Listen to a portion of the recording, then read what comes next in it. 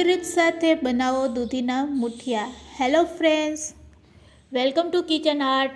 Friends, generally આપણે જ્યારે પણ મુઠિયા બનાવતા હોય છે ત્યારે 3 લોટનો ઉપયોગ કરતા હોય છે, પણ આજે આપણે દૂધીના એવા મુઠિયા બનાવીશું કે જેમાં આપણે ફક્ત 1 લોટની જ જરૂર પડશે અને દૂધીમાં રહેલા પાણીથી જ અહીંયા આપણે લોટ બાંધીશું. એકદમ નવી રીત સાથે એકદમ પોચા રૂ જેવા આ મુઠિયા બનીને રેડી થશે. બનાવવાની નવી રીત અને બાફવાની પણ એકદમ નવી રીત સાથે આજે આપણે આ દૂધીના મુઠિયા બનાવીશું. રેસીપી સારી લાગે તો લાઈક અને શેર કરજો. મારી ચેનલ ઉપર નવા હોય અને મારી ચેનલને હજુ સબસ્ક્રાઈબ ન કરેલ હોય તો સબસ્ક્રાઈબ કરી બાજુનું બેલ બટન દબાવવાનું ભૂલશો નહીં, જેથી કરીને તમને મારા નવા વિડીયોનું નોટિફિકેશન મળતું રહે.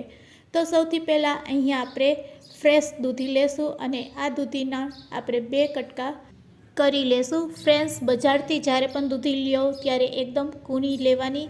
કૂણી દૂધીમાં બી હોતા નથી, તો તમે જોઈ શકો છો આ દૂધીમાં પણ બિલકુલ બી નથી, તો આપણે એવી જ દૂધી પસંદ કરવાની. હવે દૂધીમાંથી અડધા કટકાની આપણે આ રીતે છાલ દૂર કરી લેશું. તો પિલરની મદદથી અહીંયા આપણે સહેલાઈથી આ રીતે છાલ દૂર કરી શકીએ છીએ. તો ફ્રેન્ડ્સ, તમે જોઈ શકો છો કે દૂધીની આપણે છાલ દૂર કરી લીધી છે. છાલ દૂર કર્યા પછી તેને આપણે ખમરીની મદદથી ખમરી લેશું. તો આપણે આ રીતે તેનું છીણ બનાવવાનું છે. તો ફ્રેન્ડ્સ, તમે જોઈ શકો છો બસ આ રીતે કૂણી દૂધી હશે તો એકદમ સરસ તેમાંથી છીણ બનીને રેડી થઈ જશે. અને તમે જોઈ શકો છો બસ આ દૂધીને આ રીતે છીણી અને તેમાં રહેલા પાણીમાંથી જ આપણે લોટ બાંધવાનો છે. તો અહીંયા આપણું દૂધીનું છીણ બનીને રેડી છે. હવે તેને એક મોટા વાસણમાં લઈ લેશું અને હવે તેમાં આપણે ચણાનો લોટ એડ કરશું. ફ્રેન્ડ્સ, અહીંયા 1 વાટકા જેટલો આપણે ચણાનો લોટ લીધેલો છે. અહીંયા આપણે આ લોટને એકસાથે નહીં નાખશું, તેમાંથી આપણે થોડોક લોટ આ રીતે દૂધીમાં એડ કરશું અને પછી હાથેથી મિક્સ કરી લેશું. આ રીતે હાથેથી આપણે મિક્સ કરશું એટલે દૂધીમાં રહેલું પાણી છે એ રિલીઝ થશે અને તેનાથી જ અહીંયા આપણે લોટ બાંધવાનો છે. તો ફ્રેન્ડ્સ, તમે જોઈ શકો છો આ રીતે તમે દૂધીમાં લોટ નાખશો એટલે એકદમ નરમ લાગશે. હવે તેમાં ફરીથી આપણે 2 ચમચી જેટલો લોટ નાખશું. તો આ રીતે જરૂર લાગે તેટલો આપણે લોટ નાખીશું. દૂધી ઉપર ડિપેન્ડ છે કે આપણી દૂધી કેવી છે. રસીલી હોય તો વધારે પાણી રિલીઝ થાય છે. તો અહીંયા આપણે આ રીતે થોડોક લોટ નાખીને જ આ મિશ્ર રેડી કરીશું. તો ફ્રેન્ડ્સ, તમે જોઈ શકો છો આ રીતનું કંઈક આપણું બેટર બનીને રેડી થયું છે. તો હવે આ સ્ટેજ ઉપર આપણે સ્વાદ અનુસાર મીઠું એડ કરી દેશું. મીઠું એડ કરવાથી પણ દૂધીમાં રહેલું પાણી છે એ રિલીઝ થાય છે.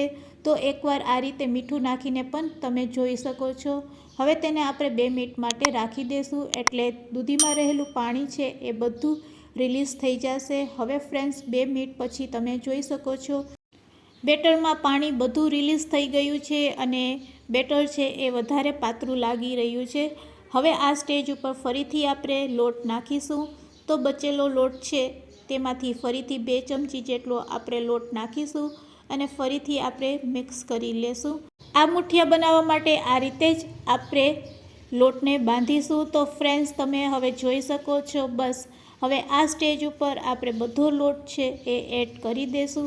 આ રીતે થોડોક લોટ નાખશો એટલે તમને ખ્યાલ આવી જશે કે તમારે ચણાનો લોટ કેટલો એડ કરવાનો છે.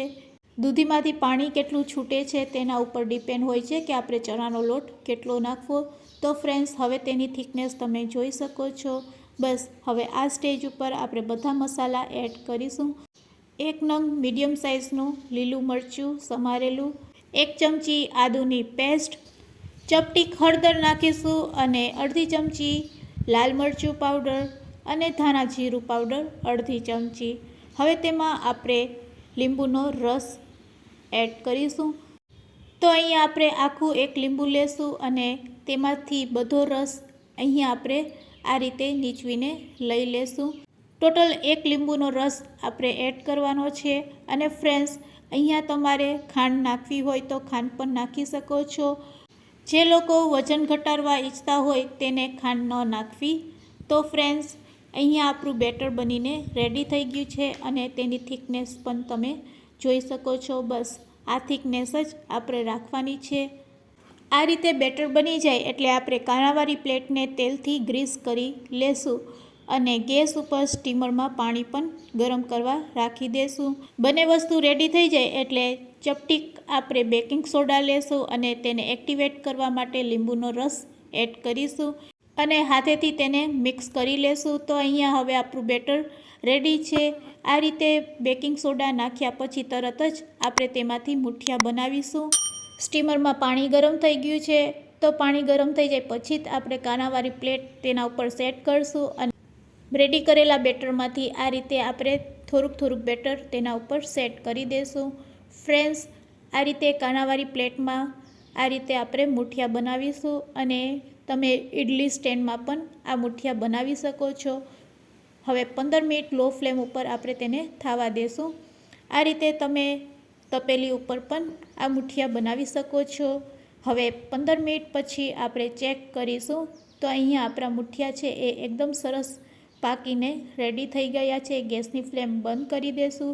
આ રીતે તમે ચેક પણ કરી શકો છો. મુઠિયા એકદમ ઠંડા થઈ જાય પછી જ તેને આપણે પ્લેટમાંથી કાઢી લેશું અને તેના નાના ટુકડા કરી લેશું. તો ફ્રેન્ડ્સ, તમે જોઈ શકો છો આપણા મુઠિયા છે એ એકદમ સરસ બનીને રેડી થયા છે. રૂ જેવા પોચા છે. તો અહીંયા આપણે મુઠિયાના આ રીતે ટુકડા કરી લીધા છે.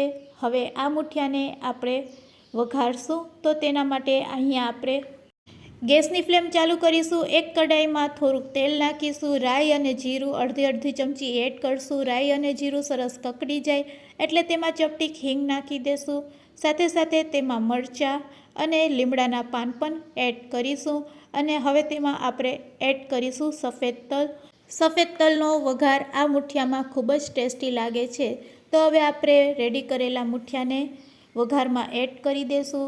ઉપરથી લાલ મરચું પાવડર, ચપટીક હળદર અને સ્વાદ અનુસાર મીઠું એડ કરીશું અને તેને સારી રીતે હલાવી લેશું. તો ફ્રેન્ડ્સ, અહીંયા આપણા મુઠિયા બનીને રેડી છે. તમે તેને આ રીતે સારી રીતે હલાવી લેશો. તો ફ્લેમ ઉપર થોડીક વાર રહેવા દેશો પછી ગેસની ફ્લેમ બંધ કરશો એટલે એકદમ સરસ ટેસ્ટી આ મુઠિયા બનીને રેડી થાય છે. તો હવે આપણે તેને સર્વિંગ પ્લેટમાં લઈ લેશું. આ મુઠિયાને તમે ચા સાથે એન્જોય કરી શકો છો. તો ફ્રેન્ડ્સ, અહીંયા એકદમ નવી રીત સાથે અને નવી ટ્રીક સાથે અહીંયા આપણા દૂધીના મુઠિયા બનીને રેડી છે. તમે પણ એકવાર જરૂરથી ટ્રાય કરજો. ફ્રેન્ડ્સ, આજની આ રેસીપી તમને કેવી લાગી તે પણ મને કમેન્ટ્સમાં કહેજો અને રેસીપી સારી લાગી હોય તો શેર કરવાનું ભૂલશો નહીં. Thanks for watching. ફરી મળીશું એક નવી રેસીપી સાથે.